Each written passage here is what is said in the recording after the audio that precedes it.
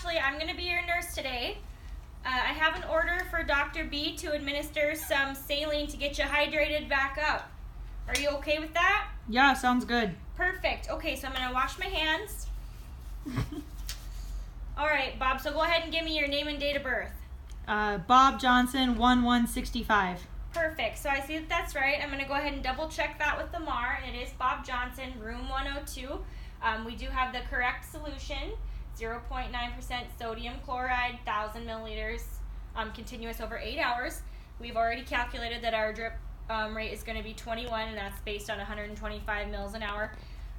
So we're going to do a 21 drip rate, 21 drips per minute rate.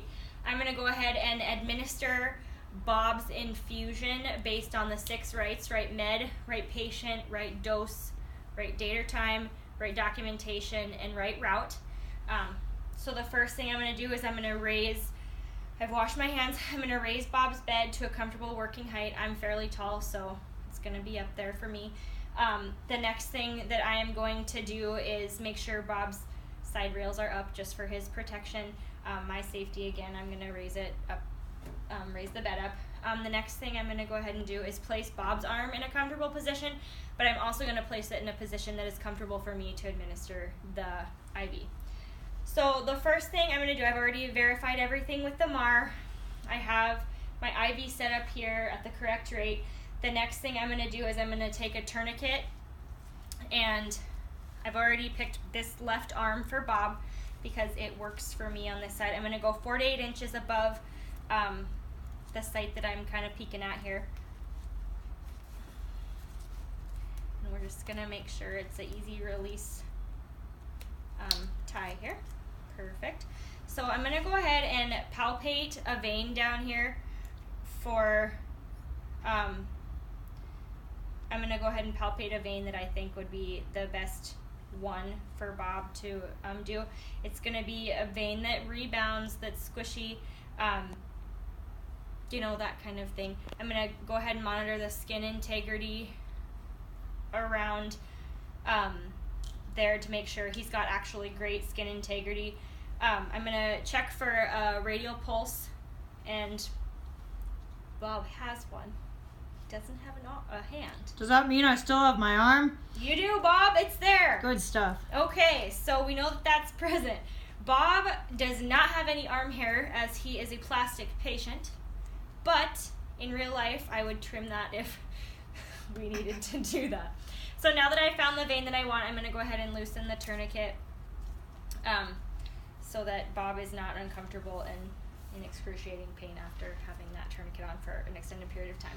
The next thing I'm going to do is I'm going to prep all of my supplies for Bob. So we're going to make sure we have some gauze open in case he does decide to bleed, and then a secondary gauze to put underneath the hub after we get it stabilized. You doing okay, Bob? Doing great. So, Bob, do you know what's going to happen here? I kind of remember, but maybe you should run through it one more time. Okay, so what's going to happen is that we are going to, we're going to go ahead and take a needle, and we're going to stick that straight into the vein. You're going to feel a poke there for a few seconds, and then there's going to be a catheter is what we call it. It's a little tube, and then once we get that needle in, we're going to pull the needle out and leave the tube in place, and that's what we're going to hook up to the IV, and that's how we're going to hydrate your veins. Okay, sounds good. Okay, perfect. So, I'm also going to prep this. Are you in a comfortable position there, Bob? Oh, yeah, I'm good. Perfect. Okay. So, I'm going to pre-label this with the date that we are infusing this. So, date stopped. My initials, Bob's date of birth, Bob's name. Perfect. Okay. So I have the date the infusion started with the time, the date and the time the infusion should be stopped, as well as, the date that we inserted the needle. the gauge needle that we used, my date, or my initials, and the time that we administered it is good. Okay, so we're gonna go ahead and prepare our flush here. So before we get too far, I'm just gonna go ahead and throw on my gloves now. I've already washed my hands again. I'm gonna apply my gloves. Start some new ones.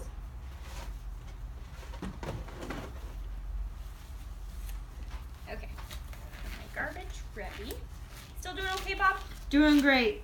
You seem like you know what you're doing. Yeah, are you nervous at all? I hope this is gonna be quick. I'm not nervous. Are you nervous? Nope. Oh, good. Then Not I feel nervous. much better. All right.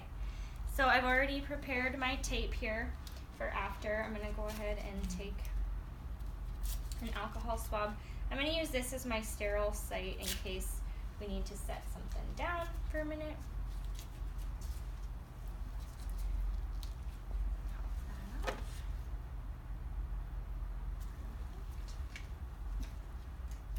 Go ahead and I did.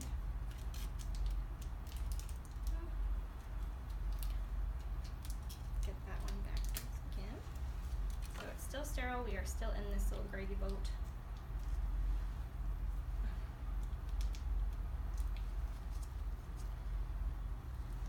All right.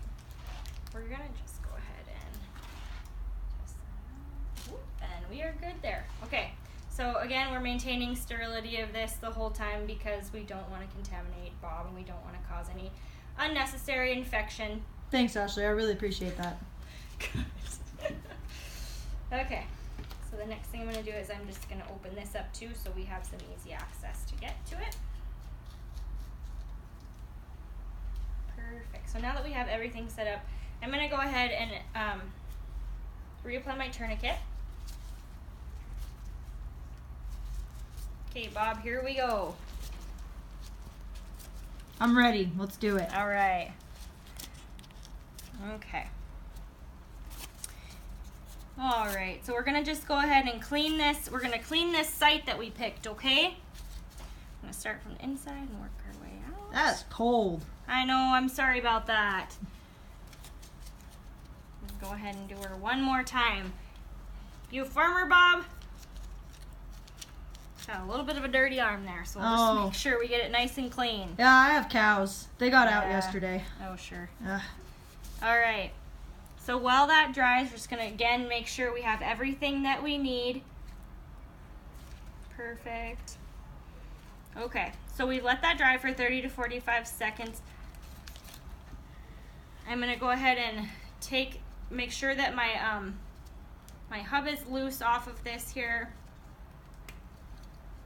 because we don't want to have it kind of stick. Sometimes they have a tendency to stick, and we just want to make sure that we can get that off there fairly easy. All right. Doing okay, Bob? Doing great. All right. Perfect. So we're going to go ahead and take that off there. Make sure that that looks all right. Perfect. All right. So I'm going to go ahead and pull your skin tight here, Bob. Okay, I'm ready. All right. We're going to make sure the bevel's up, and we're going to go ahead and go into Bob's vein at a 30 to 45 degree angle.